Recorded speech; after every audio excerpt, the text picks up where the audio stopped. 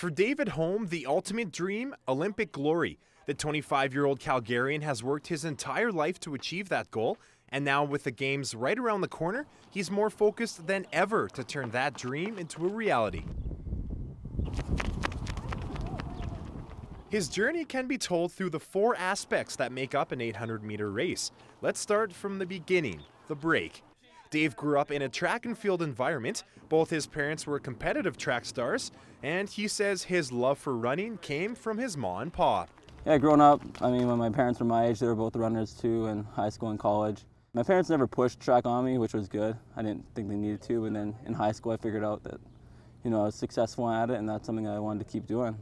After high school, Dave took a year off to focus on track, and that decision paid off. He won a Canadian Junior Championship and, most importantly, shaved 4 seconds off his 800-meter time. So next up, Dave took his talents to Eastern Illinois University, what he calls the Bell.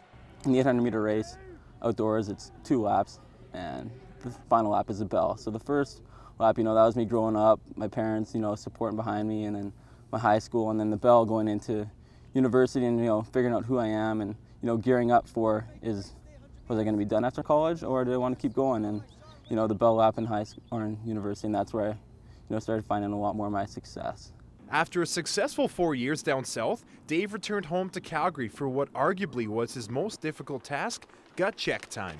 With his collegiate career out of the way, Holm now trains 7 days a week, and even though he works a Monday to Friday full-time job, he recognizes the importance of keeping to his training schedule. After university, I really wasn't sure if I wanted to keep doing track, but again, I had lots of passion, and I wanted to, show off what I had and show off my talents, and hopefully, give 2012 a chance. The last leg in David's 800-meter race is the final kick. Even though he says he's not quite sure what this final stretch has in store for him, the Olympic hopeful says the journey up to this point is one he'll never forget.